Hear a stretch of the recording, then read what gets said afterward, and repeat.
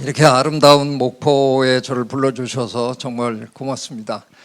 제가 오늘 드리고자 하는 말씀을 이렇게 주제어로 만약에 드린다 그러면 다양성과 최근에 제가 낸 책의 제목인 숙론, 이렇게 얘기를 드리려고 합니다. 우선 다양성에 대한 얘기를 좀 풀어내면서 숙론에 대한 얘기를 이제 이어가려고 하는데요. 다양성이라는 주제로 제가 지금 책을 또 쓰고 있는데요.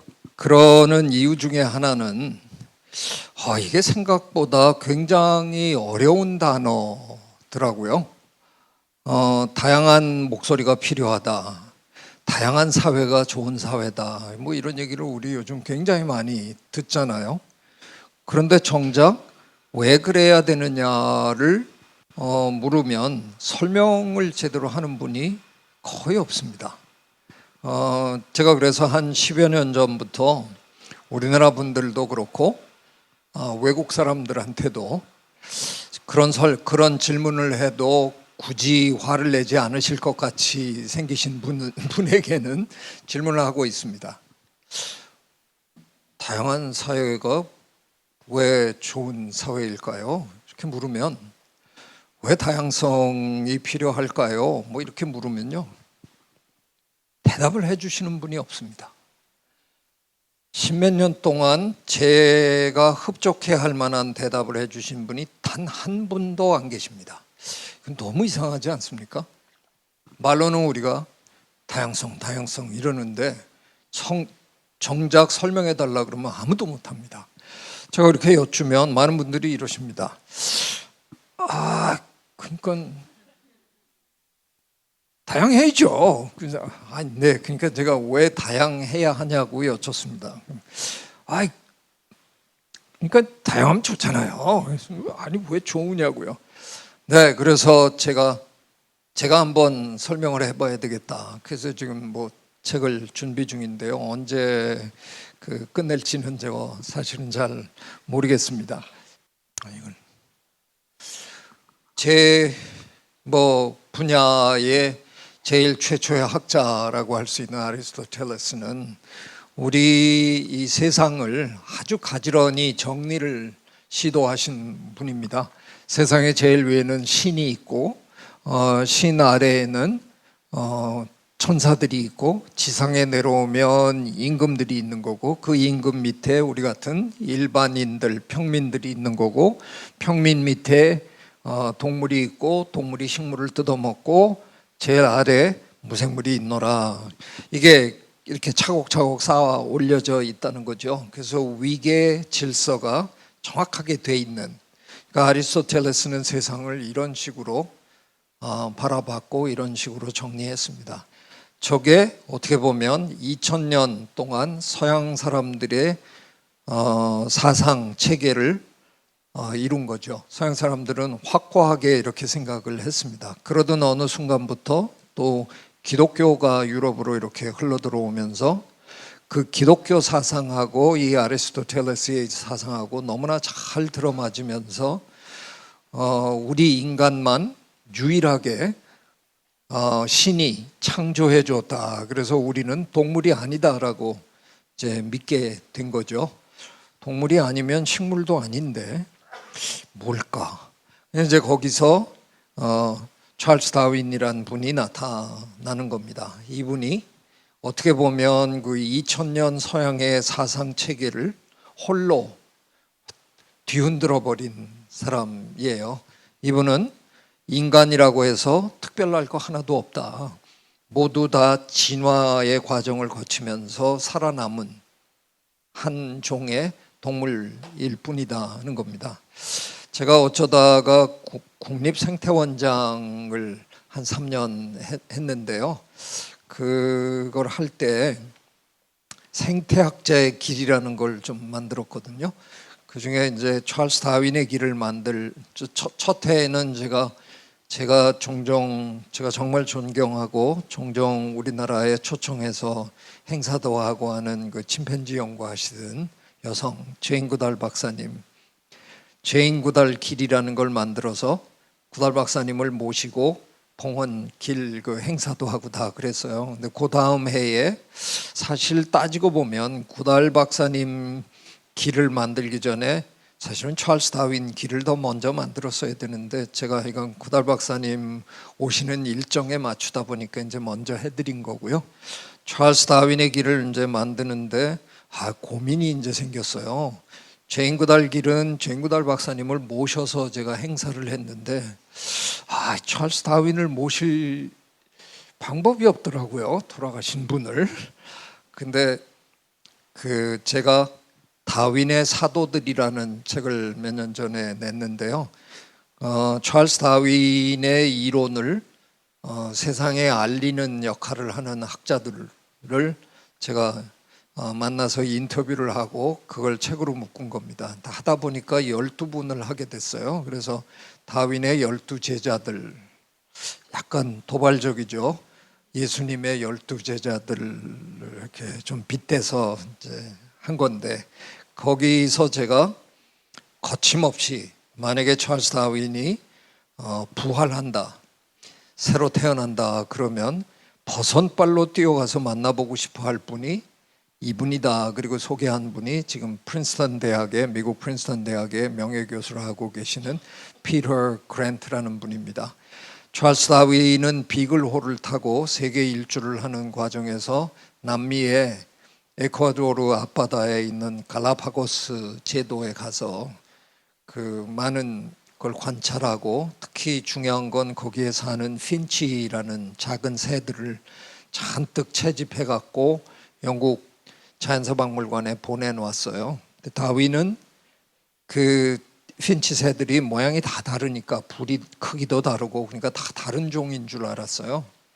근데 영국에 돌아와서 제임스 굴드라는 그 자연사박물관에 새를 연구하는 사람을 찾아뵙고 제가 보낸 저 표본들 다 보셨어요? 그랬더니 그거 참 재밌더라고. 그거 한 종인데 어떻게 그렇게 다양하게 생겼나 몰라. 다윈이 깜짝 놀란 겁니다. 저는 다 다른 종인 줄 알았는데요. 그게 아니라고. 아니, 저는 그게 한 종인 줄 알았는데 제가 거꾸로 얘기를 했네요. 그분의 얘기에 의하면 어떻게 보면 에콰도르에서 한 종이 날아와서 갈라파고스 제도의 여러 섬에 다른 환경에 적응하면서 살다 보니까 다 다른 종으로 분화했다. 다윈이 이제 그때 거기서부터 굉장한 이제 용기를 얻고 종 분화에 대한 진화에 대한 연구에 박차를 가하게 이제 됩니다. 그런데 그걸로 치면 다윈은 기껏해야 그 새들을 채집한 것밖에는 사실은 없는 거고요. 피터 그랜트 교수님은 그 다윈이 새를 채집했던 갈라파고스 섬에 가서 지금까지 50년 이상을 연구하고 계십니다. 그 섬에 저 화산섬에 이렇게 조금 움푹 들어간 동굴 같은 데서 기거하시면서 50년 동안 그 새들이 어떻게 살아가느냐 그거를 관찰한 거예요. 물론 진화의 역사는 대체로 굉장히 길잖아요. 그래서 50년은 뭐 말도 안 되는 짧은 기간인데 그 갈라파고스 제도가 있는 곳이 기후변화가 굉장히 극심한 곳입니다. 여러분이 가끔 들으시는 엘니뇨, 라니냐 하는 게 그게 다 그 에콰도르 앞바다에서 해류의 방향이 바뀌면서 시작되는 그 기후 현상들이거든요. 그러다 보니까 비록 50년밖에 안 봤지만 기후 변화가 워낙 극심하게 변하다 보니까 거기서 굉장히 빨리 적응할 수밖에 없는 핀치 새들을 관찰하게 된 겁니다. 그래서 다윈이 얘기한 많은 이론들을 그랜트 교수가 지난 50년 동안 상당히 많이 입증해냈습니다. 그래서 제가 굉장히 다윈이 돌아오면 제일 먼저 만나고 싶어 하실 분이다 이렇게 극찬을 했는데 그분한테 이메일을 보냈습니다. 그랜트 교수님, 제가 찰스 다윈 길을 만들어서 봉헌식을 하고 싶은데 제가 다윈 선생님을 모실 방법을 모르겠어요. 선생님이 오셔서 아바타 좀 해주시면 안 될까요? 그분이 다윈의 고향에서 1시간도 안 떨어진 곳에서 태어나신 분이고요. 비슷하게 생기셨습니다. 이렇게 수염이 길고 이렇게 그 세계적인 대석학한테 제가 당신 것도 아니고 와서 아바타 하라, 참으로 무례한 제안을 한 거죠. 근데 뭐 흔쾌히 그래 나 갈래 그리고 오셨어요. 너무 고마워서 찰스 다윈 길은 초입부에서 이렇게 숲속으로 들어가다가 제가 일부러 갈랐습니다. 이렇게 갈라갖고 저 끝에 가서 만나게. 그래서 이 한쪽 지류를 피터 그랜트 길이라고 해서 거길 그분에게 이제 바치고 했는데, 찰스 다윈 길의 끝에 맨 나오는 거기에 큰 돌 비석에다가 제가 다윈의 어록을 새겼어요. 근데 자꾸 제 직원들이 원장님이 우리나라에서 그래도 다윈 제1의 전문가인데 원장님 어록도 하나 넣죠. 근데 제가 그런 거 안 된다고. 근데 또 자꾸 그러니까 또 마음이 동해가지고 네 하나 새겼습니다. 근데 감히 다윈하고 맞짱 뜰 수는 없어서 저건 쭉 발밑에다가 새겼거든요. 아무도 안 보더라고요. 저도 가서 이러고 봐야 보일 정도니까 거기다 새긴 글입니다. 이건 그러니까 제가 한 제 어록인데요. 말하자면 다윈의 가장 위대한 업적은 저는 우리 인간을 겸허하게 만들어준 거다. 그러니까 서양의 그 아리스토텔레스의 사상과 기독교 사상에서는 인간은 아주 특별한 존재잖아요. 이 자연의 일부여야 할 것 같은데 자연의 일부이겠지만 아주 특별한, 홀로 특별한 존재라는 거죠. 그런데 다윈의 이론에 의하면, 그리고 다윈은 그 당시에 그런 첨단 과학의 도움도 없이 자기 이론을 세운 건데, 지금 우리가 온갖 최첨단 과학 그 방법론을 다 동원해서 검증을 해보면 다윈이 거의 다 정확하게 맞췄습니다. 지금 우리가 가지고 있는 모든 과학 지식을 다 동원해서 보면 거의 분명해 보이는 게 우리의 할아버지, 우리 할머니들이 불과 600만 년 전에 침팬지, 보노보 할아버지 할머니랑 같은 집안이었다는 겁니다. 그러니까 저 동물원에 가서 볼 수 있는 그 털북숭이, 그 동물이 불과 600년 전에 우리랑 같은 종이었다는 겁니다. 세상에 그것처럼 우리를 겸허하게 만드는 사실이 있을까? 저는 그렇게 생각하는 겁니다. 그거야말로 정말 우리를 겸허하게 만드는 일이다. 그렇게 설명을 저는 드리는 거고요.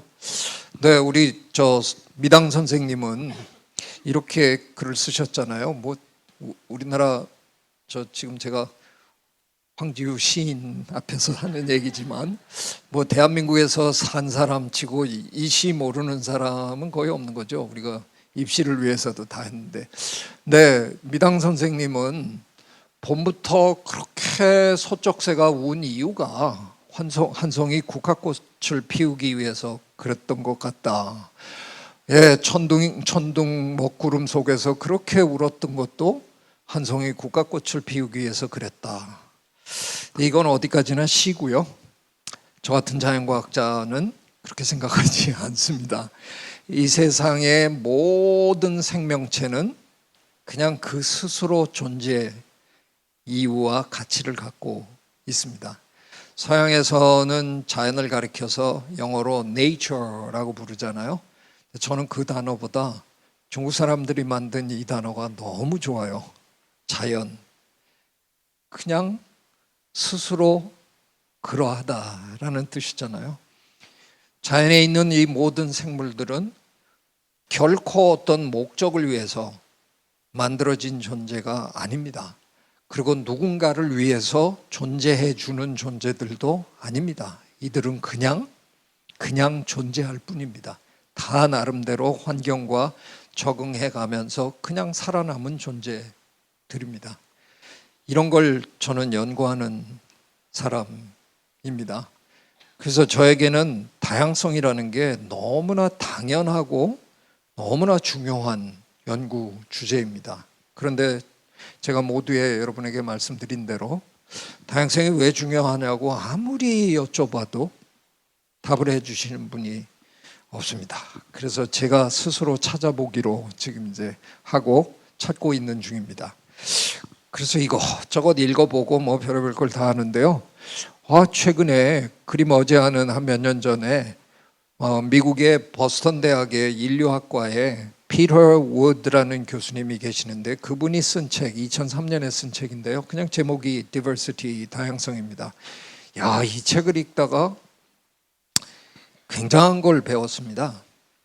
이분 얘기는 우리가 다양성에 대해서 이렇게 잘 모르는 이유가, 물론 제가 해석하는 거지만 모르는 이유가 역사가 짧아서 그렇다는 겁니다. 네, 생각해 보세요. 그 옛날 왕정시대, 봉건사회 때 백성이 너무 다양하면 골치 아프잖아요. 통치하기 어렵습니다. 이 백성이 그냥 개돼지래야 편한 거죠. 우리 가끔은 정치인들이 그 못돼 먹은 표현을 쓰잖아요.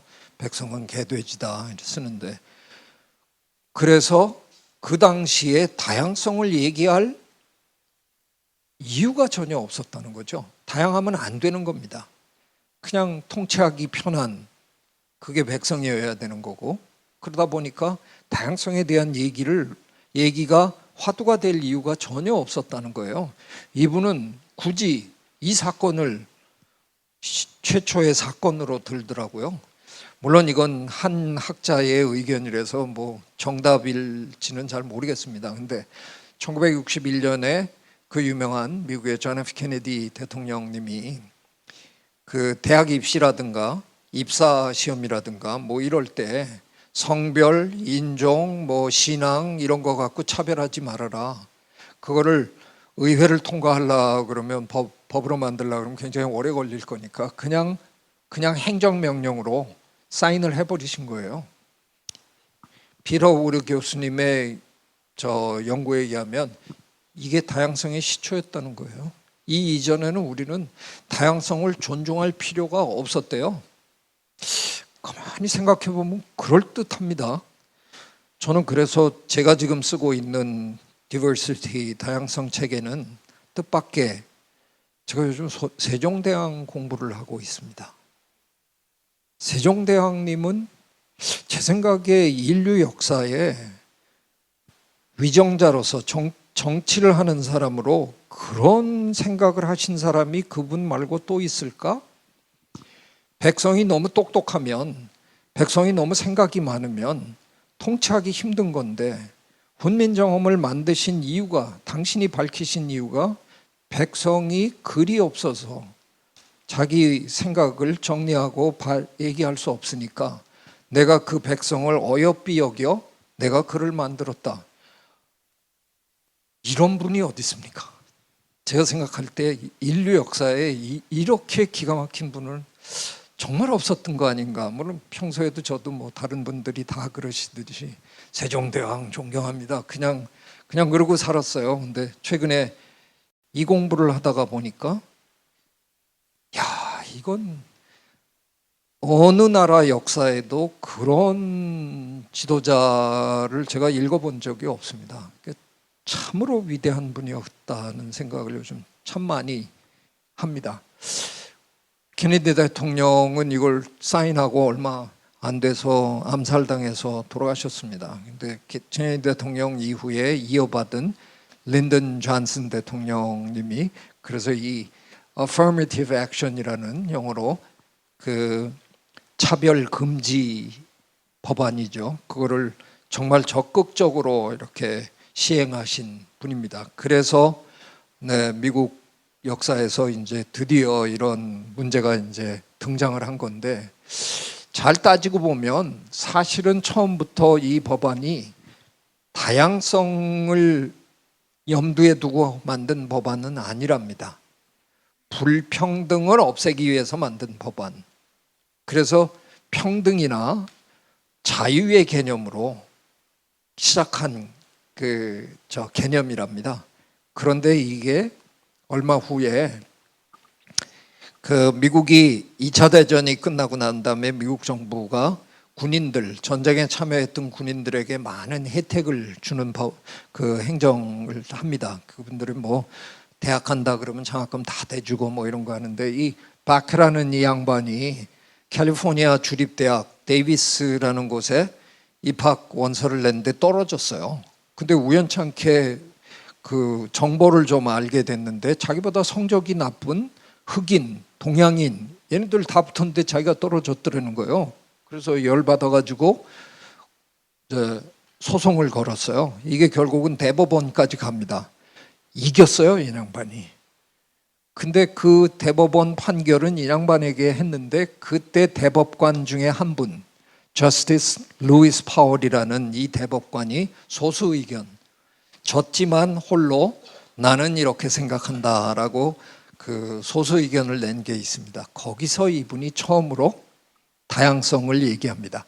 다양성 성취는 그 수정헌법, 미국의 새로 수정헌법 14조의 기본권 보장에 우선한다. 기본권, 그래서 평등 얘기하기 이전에 우리는 다양해야만 한다는 것을 처음으로 얘기하셨다 그래요. 이런 역사들을 가지고 드디어 우리 인간 사회에도 다양성이라는 걸 얘기합니다. 근데 제가 생물학자니까 저는 다양성이 저에게는 너무나 당연한 주제고, 다양성을 늘 평생 연구해 왔기 때문에 저는 그래도 할 얘기가 좀 있습니다. 다양성에 대해서 그래도 다른 어떤 분들보다 제법 떠들 수 있는 거죠. 그래서 제가 생물학자로서 다양성을 한번 얘기한다 그러면, 여러분을 모두 학창시절에 읽어보셨음직한 카프카의 변신 첫머리로 모셔가겠습니다. 금년이 카프카 서거 100주년이라서 뭐 특집도 나오고 그러는데, 그 변신이란 소설은 이렇게 시작하잖아요.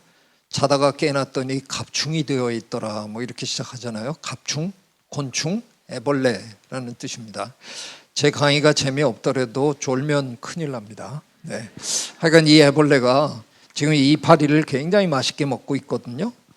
다 먹어치우고 나면 이제 걱정이 됩니다. 자연계에는 워낙 다양한 곳이라서 똑같은 식물이 바로 옆에서 자란다는 보장이 없습니다. 옆에 있는 식물을 먹어봅니다. 못 먹겠다. 진화의 역사를 통해서 식물과 그 식물을 먹는 곤충의 관계는 굉장히 예민하게 함께 진화한 걸로 저희가 지금 다 알고 있습니다. 그래서 그거를 저희는 전문 용어로 공진화, 코에볼루션이라고 부르거든요.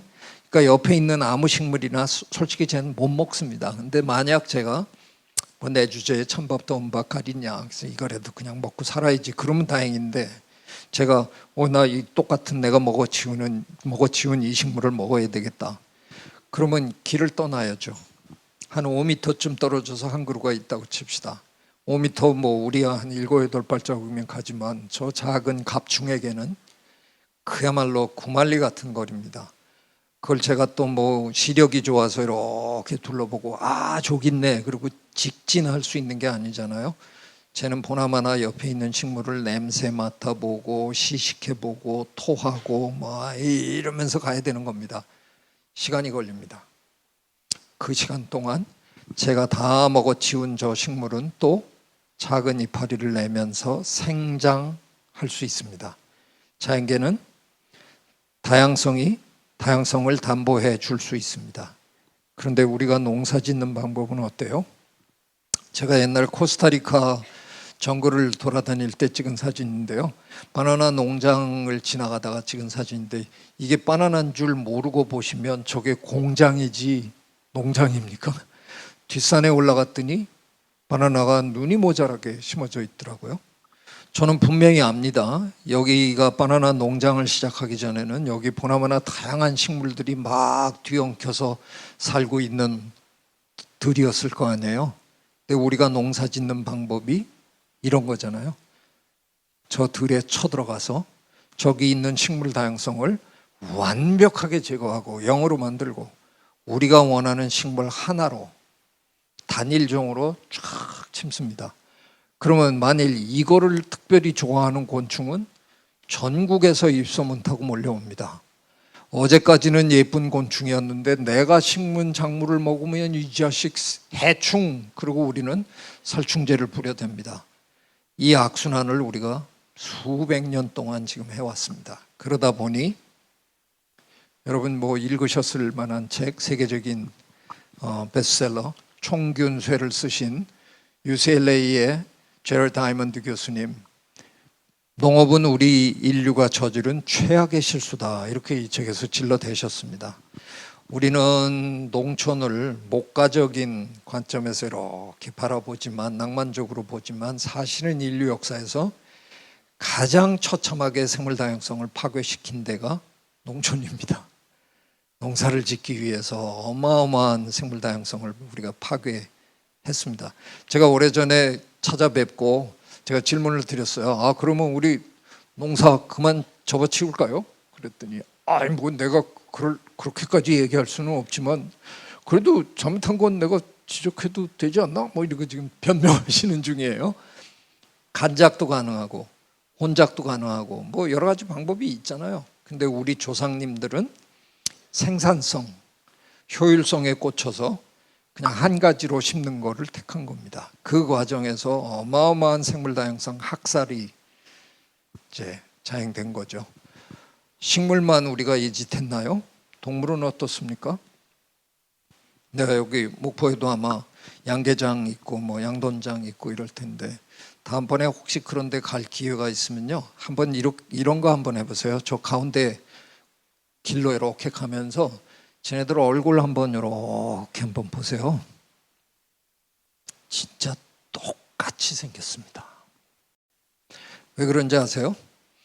우리는 수십만 세대 알 잘 낳는 닭, 육질 좋은 오리, 육질 좋은 뭐 소, 돼지를 기르기 위해서 우리가 원하는 형질을 가진 개체들끼리만 계속 교배를 시켰습니다. 자연 선택이 아니라, 다윈이 얘기한 자연 선택이 아니라 우리가 인위적으로 선택해서 교배를 시킨 겁니다. 그러다 보니까 황우석 교수 도움 필요 없었습니다. 쟤네 거의 복제동물이에요. 유전자 다양성이 거의 다 사라진 복제동물, 쌍둥이들을 키우고 있는 겁니다. 그러니까 한 마리만 감염되면 옆에 놈 거의 유전적으로 똑같으니까 감염될 확률이 무지무지 높은 겁니다. 게다가 우리는 평소에 저들에게 절대로 사회적 거리 두기를 허용하지 않습니다. 2m 떨어뜨려 주지도 않고요. 마스크도 안 채워줍니다. 다닥다닥 붙여서 공장식 사육을 하잖아요. 그러다 보니까 옆에 놈이 걸리면 그냥 또 걸리는 거죠.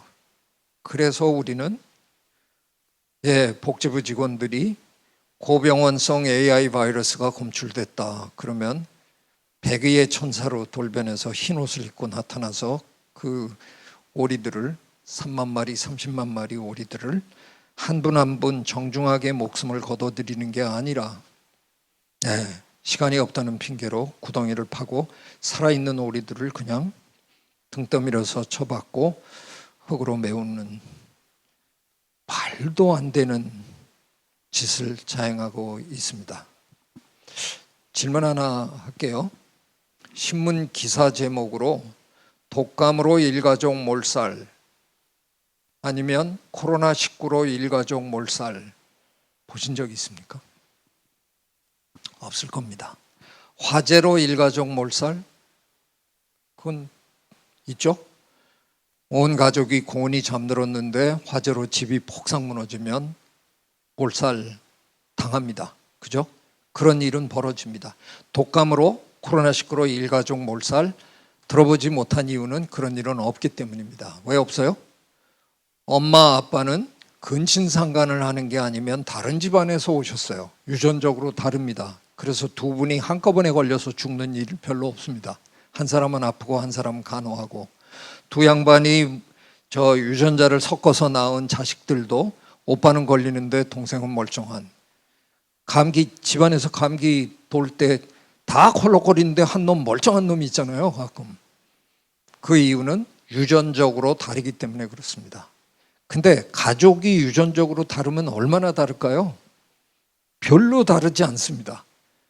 남이래야 다른 거죠. 한 집안인데 비슷비슷해요. 그런데 그 정도만 유전자 다양성이 있어도 아픈 사람만 약 먹으면 됩니다. 아픈 사람만 병원 가면 됩니다. 근데 우리는 우리가 기르는 가축들은요, 그 정도의 유전자 다양성도 없습니다. 그래서 그냥 한꺼번에 다 죽이는 겁니다. 이건 이렇게 하면 안 되잖아요. 전 이 문제만큼은 제가 이 세상에서 제일 흥분하는 이슈입니다. 정말 있을 수 없는 짓을 우리가 지금 하고 있습니다. 자, 이렇게 하면 되잖아요. 저 한 십몇 년 전에 정북 봉청에 가서 제가 손 들고 저한테 연구비 주시고 한 5년만 기다려주면 안 되겠냐 그랬는데 미친놈 취급당하고 말았는데요. 제가 농가 40곳을 제가 선정하겠다. 그래서 20곳에는 하던 대로, 그거를 저희 자연과학에서는 대조군이라고 부릅니다. 컨트롤 그룹. 그리고 실험군이 있는 겁니다. 20농가에게는 그 이쪽 20농가는 옛날에 하던 대로 어느 양계장에서 알 다 받아가지고 다 부화시키고 키우는 겁니다. 그게 다 똑같은 것들이죠. 근데 이쪽 한 20농가에게는 세계 각국에서 알을 2개씩 3개씩만 사서 다 부화시켜갖고 키워봐라 이거예요. 그러면 걔네들이 다 유전적으로 조금씩은 다를 거 아니에요. 그러면 거기서는 아픈 아이만 꺼내서 치료하면 별일 없을 거다 하는 걸 제가 한 5년만 테스트해보고 그 방법을 제안하겠다. 근데 연구비 안 주더라고요. 그래서 아직도 못 해보고 있습니다. 유전자 다양성의 문제. 다양성은 유전자 차원에서도 이렇게 중요한 이슈입니다. 과학에 관심이 있는 분이라면 이기적 유전자라는 책, 너무나 유명한 책이라서 아시죠? 영국의 옥스퍼드 대학의 리처드 도킨스 교수가 자기의 이론만 가지고 쓴 책이라고 보기는 어렵습니다. 다윈 이래 가장 위대한 생물학자다 칭송받았던 윌리엄 해밀턴 교수님의 수학 논문을 일반인도 읽을 수 있게 풀어 쓴 책이라 그래도 과언이 아닙니다. 근데 윌리엄 해밀턴 교수님은 수학만 잘하신 게 아니라 문학을 굉장히 좋아하셨어요. 그 돌아가시고 난 다음에 유품을 정리하다가 유작 소설이 나올 정도로, 그래서 그 어려운 수학 논문에 그 문장들이 기가 막히게 문학적입니다. 그 중에 한 문장 제가 가져왔는데요. Nature abhors pure stands 이렇게 쓰셨는데 저는 우리말로 자연은 순수를 혐오한다 이렇게 번역합니다. 자연이 순수한 곳이라고 우리는 알고 있는데 순수를 혐오한다니 이게 무슨 소리일까? 자연은 결코 순수해지지 않는다라는 뜻입니다. 자연은 시간이 주어지면 끊임없이 분화, 끊임없이 다양화합니다. 여러분은 지난 몇 년 동안 보셨습니다. 코로나19 바이러스 처음에 알파 변이로 시작했거든요. 알파로 시작하고 베타 잠시 나왔었고요. 델타 때 우리 많이 아프고 죽었어요. 델타 다음에 오미크론이 나오니까 감기처럼 앓고 툴툴 털면서 끝났잖아요. 요게 불과 1년 반 만에 다 벌어진 일입니다. 그러니까 코로나19 바이러스는 1년 반이라는 그 짧은 기간 동안에 3번이나 변신을 합니다. 그러니까 자연은 끊임없이 분화합니다. 새로운 변이가 생기고 새로운 종이 만들어지고 끊임없이 합니다. 근데 그 자연의 일부로 살아야 될 것 같은 이 동물, 제 앞에 앉아 계시는 이 동물, 호모사피엔스라고 스스로 자기가 자기를 부르는 이 동물은요, 제가 그동안 관찰한 이 동물은요, 다양성을 혐오하는 것 같아요. 우리 회의 참 많이 하죠. 회의는 왜 할까요? 다양한 목소리가 필요하다고 그렇게 열심히 얘기를 하고는 회의하는데 어떤 분이 삐딱한 소리 하면 다 째려보잖아요. 회의하는 목적은 한 목소리로 통일하기 위해서 우리가 회의를 하는 거죠. 매일같이 하는 회의가 다양성을 죽이기 위해서 우리는 하고 있는 거예요. 질서 정연해야 되고 일사불란해야 되고 다양하면 정신사납다고 다 싫어합니다. 제 생각에 호모사피엔스는 다양성을 혐오하는 것 같아요. 제가 회의하면 이러고 싸움 하잖아요. 오래전에 미국에서 흥미로운 설문조사가 있었습니다. 다 숲에 가는 거 좋아하시잖아요. 그래서 숲에 가면 뭐가 그렇게 좋으세요? 이렇게 질문을 한 겁니다. 저는 평생 열대 정글을 누빈 사람이라서요. 저는 저런 숲을 좋아합니다. 덩굴도 막 지나가고 뱀 지나가고 막 뭐 모든 게 막 뒤섞여 있는 저게 제 마음속의 숲이거든요. 근데 사람들은요, 미국 사람들의 70몇 %가 뭐라고 대답했냐면요, 숲에 어디에 가면 메타소콰이아가 눈이 모자라게 심어져 있더라. 오솔길을 따라서 은행나무가 끝이 없이 이어져. 사람들은 똑같은 나무가 반복적으로 있는 걸 무지무지 좋아합니다. 다양성 싫어하는 것 같아요. 질문 하나만 더 할까요? 이런 꽃밭 참 예쁘죠? 좋아하시죠? 아름다운 꽃들이 이렇게 뭐 형형색의 꽃들이 있어요. 참 예쁘다. 근데 이러면요, 장관이다. 그냥 반응이 다릅니다. 똑같은 식물이 눈이 모자라게 있으면 사람들은 장관이다 이래요. 네, 저는 거의 확신합니다. 이 동물은 다양성보다는 획일성, 뭐 반복성 이런 걸 굉장히 좋아하는 것 같아요. 어쩌다가 우리는 이런 동물이 됐을까? 제가 지금 굉장히 의아해하면서 공부합니다. 네, 그래서 우리 사회에 최근에 와서 다양성의 중요성에 대해서 얘기하는 분들은 참 많아요. 디즈니가 거의 망할 뻔할 때 혜성같이 나타나서 살려낸 마이클 아이스너라는 아주 유명한 CEO도 다양성이 창의성을 만들어내는 가장 중요한 힘이다 이렇게 얘기했어요. 정치인 중에는 저는 캐나다의 주스틴 트루도 총리의 말씀을 좋아합니다. 좋아하는 이유가 하나 있습니다. 제가 어쩌다가 UN 산하기구인데요, CBD라고 부르는데 Convention on Biological Diversity에서 UN 생물다양성 협약이라는 국제기구에 어쩌다가 제가 뭐가 잘못됐는지 의장으로 뽑혀가지고 2년 동안 그 국제기구를 제가 이끌어봤는데요. 그때 거기 본부가 캐나다 몬트리올에 있어서 종종 갔었습니다. 근데 몬트리올하고 우리 서울하고는 시차가 13시간 차이거든요. 그러니까 완전히 밤낮이 바뀌는 거잖아요. 잠이 안 오죠. 뒤척뒤척 하다가 절대절명의 실수, TV를 틀었습니다. 그럼 그거 보다가 잠도 못 자는데 하도 뭐 안 되니까 틀었는데 그날따라 주스틴 트루도 총리가, 젊은 총리가 처음 당선됐을 때인데 내각 임명하는 그 행사를 캐나다 공영방송이 실황 중계를 하더라고요. 4시간 했어요.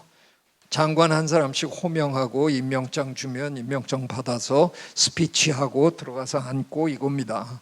오래 걸릴 수밖에 없죠. 잠은 다 잤습니다.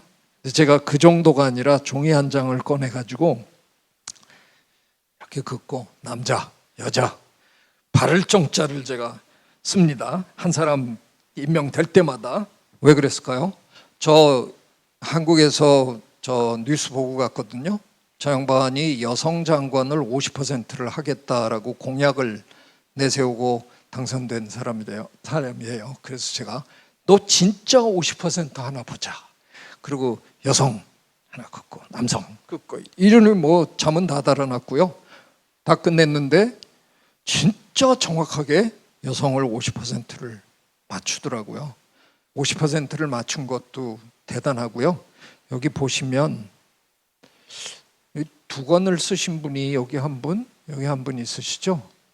9.11 사태 이후로 서양 세계에서는 자꾸 이슬람 사람들이 세계 질서를 흔든다 이러고 참 미워하는 그런 분위기를 만들었어요. 근데 혹시 여러분 중에 뭐 이슬람 쪽, 중동 쪽하고 사업을 해보셨다든가 친구가 있으시다든가 그러면 동의하시겠습니까?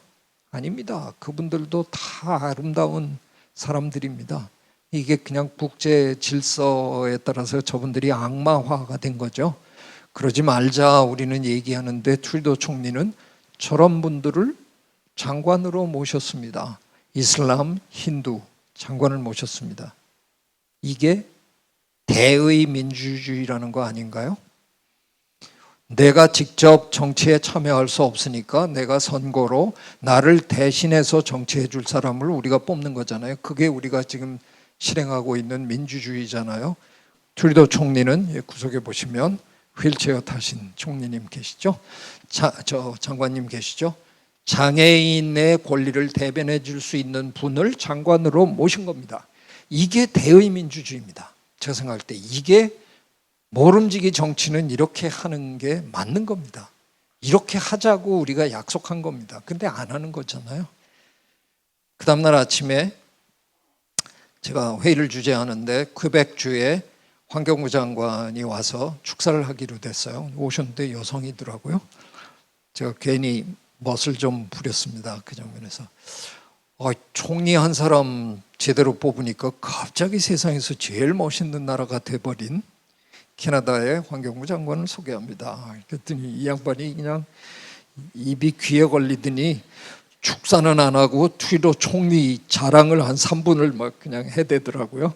일부가 끝나고 그냥 이제 배웅해야 되는데 나가면서 제가 트루도 총리 만날 기회가 있느냐 그랬더니 그렇지 않아도 한 2주 후에 모임이 있다. 그래서 그러면 CBD 프레지던트가 한국 사람인데 말을 좀 전해달라 그랬다. 좀 해달라. 조의를 표합니다. 이렇게 얘기했다고 얘기하라고 했더니 아니 아까 그렇게 좋게 얘기하고 무슨 조의를 표해. 그래서 내가 그동안 봐온 우리나라 대한민국 정치는 그 장관이 여러 명 있어도 다양성이라는 게 없는 거잖아요. 그냥 대통령 한 사람의 생각으로 다 일사불란하게 하는 거잖아요. 정치 그렇게 하는 건데 이렇게 다양한 사람들을 데리고 어쩌시려고요? 아이고 조의를 표합니다. 그래 달라고. 그러면서 제가 한마디만 더 해달라 그랬어요. 저는 태어나서 정치인에게 이런 얘기를 해본 적이 없다. 근데 처음으로 정치인 주스틴 트루도에게 진심으로 마음속 깊이 존경한다라고 얘기해달라. 트루도 총리 지금 여러 해 동안 총리를 하고 있죠. 지금 많이 힘들어합니다. 다음번엔 당선 안 될 거라는 게 지금 중론인데 얼마나 힘드셨겠어요. 그런데 얼마나 멋있습니까? 이렇게 하는 거잖아요. 잘 되고 못 되고는 다음 문제인 거고요. 이렇게 하는 겁니다. 저는 자연의 다양성을 평생 연구했습니다. 그래서 아름다운 다양한 자연을 많이 봤습니다. 제가 남자치고 좀 눈물이 많은 사람이긴 한데 이건 좀 아니었다는 생각을 저도 하는데 남의 나라 몬트리올 큰 호텔방에 혼자 앉아가지고 남의 나라 내각 임명식을 보면서 참 많이 울었습니다. 그날 너무 아름다웠다는 생각에 이게 우리가 원하는 세상, 이렇게 한번 살아보자고 하는 그게 아니었나 하는 생각이 들어서 참 많이 울었던 기억이 납니다. 반면 우리의 정치판은 자꾸 이런 모습을 보이는 거죠. 네, 제가 언제 저 의회에 가서 의원들 앞에서 특강을 할 기회가 한 몇 년 전에 있었는데 듣기 싫은 소리를 한마디 했습니다. 내가 시민 관찰단을 좀만 조직해가지고 매일 여러분이 하시는 일을 관찰하고 기록하고 해서 우리가 하라는 일을 제대로 한 시간만큼만 재서 그만큼만 수당을 줬으면 좋겠다. 한 달에 5만 원 이상 받아갈 사람 없어 보인다. 다 민망해 하더라고요. 네, 우리는 그 사람들을 선거에 의해서 뽑았습니다. 내 대신 나라 살림을 잘해달라. 근데 전혀 안 하고 있다는 생각이 전 정말 많이 듭니다. 왜 그럴까요? 우리나라 사람들은 지금 제 판단으로는 여러분도 많은 분이 동의하시리라고 봅니다. 앞에다가 K만 붙이면 지금 우리는 거의 모든 분야에서 세계 최고 수준입니다. 못하는 게 없습니다. 드디어 문학도 이제 했습니다. 모든 분야에서 거의 모든 분야에서 우리는 이제 완전히 세계적인 수준이 된 사람들입니다. 딱 한 분야만 빼놓고 정치입니다.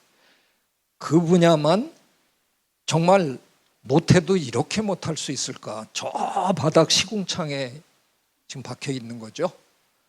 왜 저렇게 못할까를 오랫동안 고민해 봤어요. 답은 배워보지 못했다가 답입니다. 서양 사람들은 유치원 때부터 벌써 배웁니다. 선생님들은 뒤에 서 있고요. 아이들끼리 우리 그러면 오늘 이걸 이렇게 할까? 뭐 서로 하고 그러면 그렇게 하자. 서로 박수도 치고 이러고 큽니다. 초중등 내내 그렇게 배웁니다. 그러니 대학에 오면 토론 수업이 가능한 겁니다. 저 미국에서 대학 교수할 때는 토론 수업 참 재밌게 했습니다. 한국에 돌아와서 지금 이제 내년 2월이면 제가 퇴임을 하는데요. 이 오랜 세월을 단 한 학기도 빠짐없이 토론 수업을 했는데 단 한 번도 재밌게 한 적이 없습니다. 우리 대학생들은 토론을 못해도 너무 못합니다. 왜 이렇게 못할까? 배워본 적이 없기 때문에 그렇습니다. 우리는 토론 자체를 이해 못합니다. 끝장 토론, 백지연 씨가 하든 저건 말 자체가 틀린 말입니다. 토론은 끝장을 보려고 하는 행위가 아닙니다. 서양에서는 discussion, 토론은 who is right, 누가 옳은가를 찾는 게 아니라 what is right, 무엇이 옳은가를 함께 찾아가는 과정이다. 이렇게 얘기를 합니다. 근데 우리나라의 토론장의 모습을 여러분이 보시면 결연하잖아요. 그분들 기어코 상대를 제압하고야 말겠다. 그래서 남의 얘기 안 들어요. 지가 할 얘기만 생각하고 기껏 남의 얘기 듣는 건 말실수하면 그거 이제 말꼬투리 잡아가지고 면박 주고 이러려고 하는 거죠.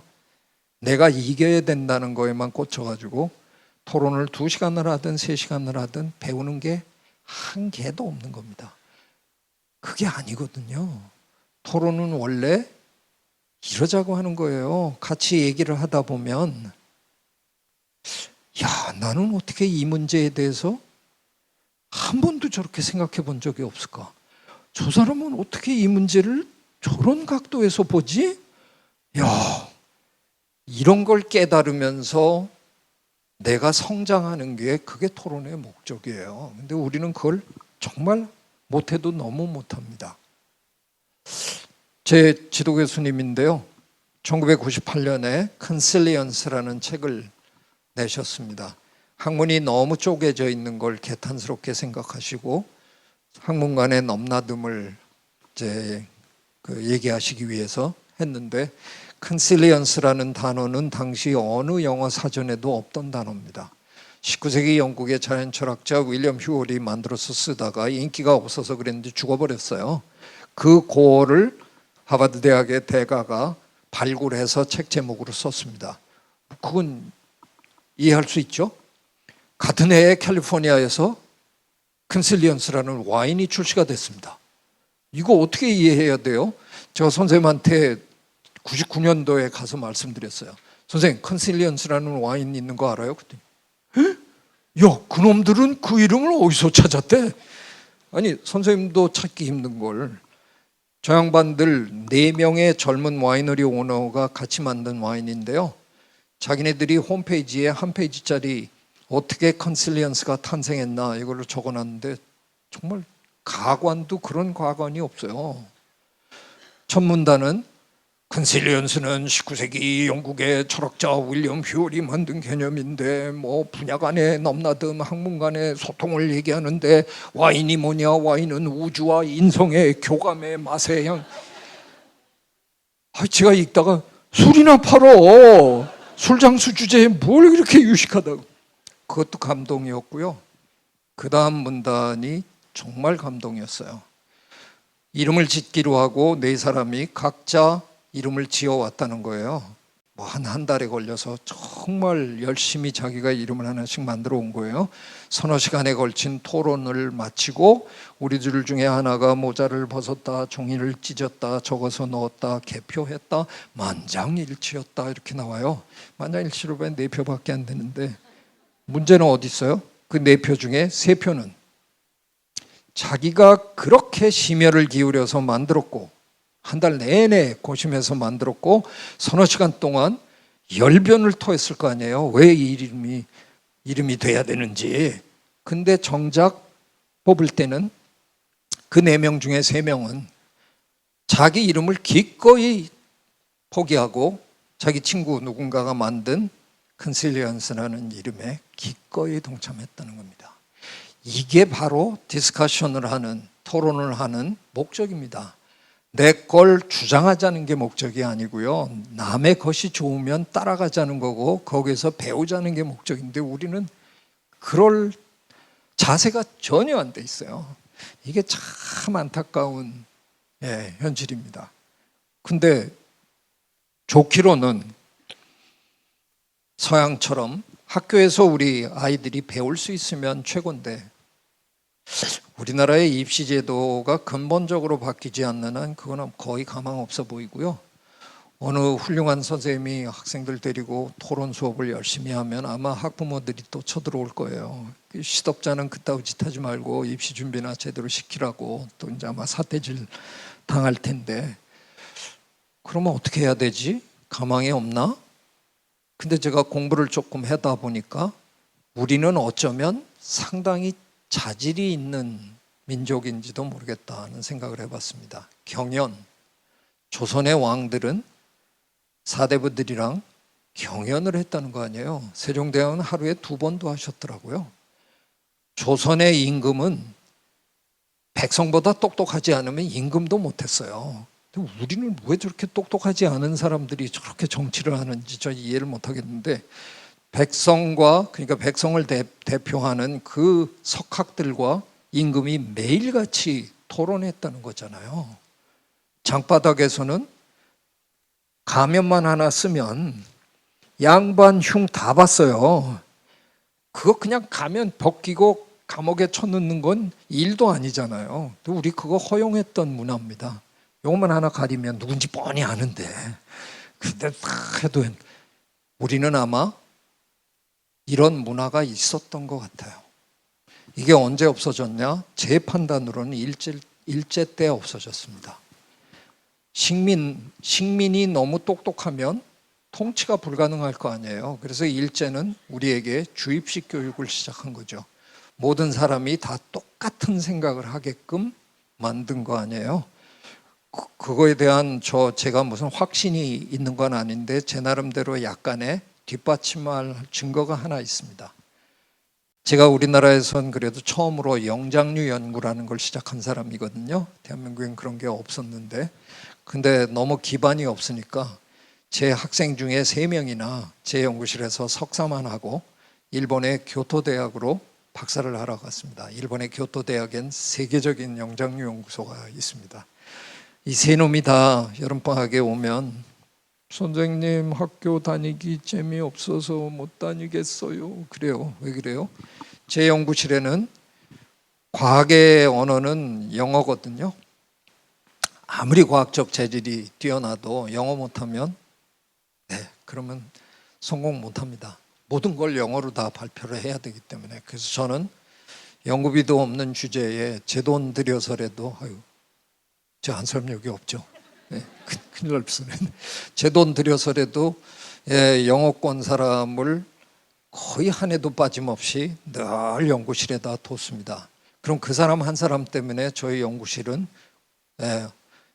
공용 언어가 영어가 될 수밖에 없습니다. 그 사람 혼자 놔두고 지네끼리 깔깔깔하면 안 되잖아요. 그래서 무조건 연구실 문을 들어서는 순간 영어만 하게 돼 있습니다. 토론도 다 영어로 합니다. 근데 토론할 때 프로페서 최 어쩌고 얼마나 웃겨요. 그래서 제가 그냥 나도 그냥 유다. 그래서 우리 연구실에서는 지도교수도 너예요. 너가 이렇게 얘기했잖냐. 이런 분위기에서 컸다가 일본에 갔는데 교수만 얘기한답니다. 학생은 절대로 얘기 안 한답니다. 디스커션 하는데 교수가 3분이 들어왔다. 그 3분만 얘기하시고 나머지 학생들은 이러고 듣는 거랍니다. 우리 아이들은 모르고 처음에 떠들다가 아주 낭패봤다 그러더라고요. 일본은 아직도 그러고 있네요. 우리한테만 그런 게 아니라 지금도 일본의 회사만 조금 다르대요. 비즈니스 섹터만 조금 다르지 대학이나 뭐 거의 사회 모든 곳에서 토론 없는 나라가 일본이라는 거죠. 그래서 저는 우리에게 이 좋은 배움의 기회를 앗아간 것도 결국은 일본 같다라는 생각이 듭니다. 게다가 저는 우리는 잘하면 굉장히 좋을 수도 있겠다는 생각도 해봅니다. 서양의 속담에 세상에서 가장 먼 거리는 두뇌에서 가슴까지다, 이런 속담이 있습니다. 미국에서 제가 15년 살았는데요, 진짜 그런 것 같아요. 미국 사람들은요, 결정하는 데까지도 몇 년씩 토론합니다. 그러니까 머리에서 결정하는 데 하고요, 이거 실행에 옮기는 단계에서도 또 몇 년씩 합니다. 진짜 너무 느려요. 우리는 여기서 결정하는 단계 시끄럽잖아요. 쌍욕도 하고 몸싸움도 하고. 근데 일단 결정 나면 전광석화처럼 우리는 해치우잖아요. 대한민국에서는 절대로 머리에서 가슴까지의 거리가 멀지 않습니다. 그래서 이것만 잘 관리하면 어쩌면 훨씬 효율적인 시스템을 만들어낼 수 있지 않을까, 그런 기대감을 저는 조금 갖고 있습니다. 그리 머지않은 미래에 K정치가 세상을 흔들 것이다 라고 제가 지금 별 근거 없습니다. 어떻게 그렇게 될 거라는 거 저는 설명할 자신은 없는데요, 우리 국민이 놔주지 않을 거라는 것만 믿고 있습니다. 다른 게 다 성장했는데 저것만 저 밑에 있는 꼬라지를 우리 국민이 오래도록 봐주지 않을 거라고 생각합니다. 반드시 어떤 형태로든 끌어올릴 것 같다라는 기대감이 저한테 있습니다. 그 과정에 저는 숙론이 필요하다. 제가 토론이라는 게 왜 우리 사회에서 이렇게 안 될까 고민하던 와중에 재밌는 발견을 했는데요, 그 토자가 한자로 두들길 토거든요. 그래서 토론하라 그러면 서로 두들겨 패고 그러나 보다 싶어서 너무 오염이 된 것 같아서 토론이라는 말 저는 버렸고요. 제가 숙론이라는 말을 제가 혼자 만들었는 줄 알았는데 사전을 잘 뒤져보니까 있더라고요. 그래서 숙론이라는 말을 택했습니다. 그래서 깊게 생각하면서 오래도록 서로 얘기해보자. 그러다 보면 어쩌면 우리도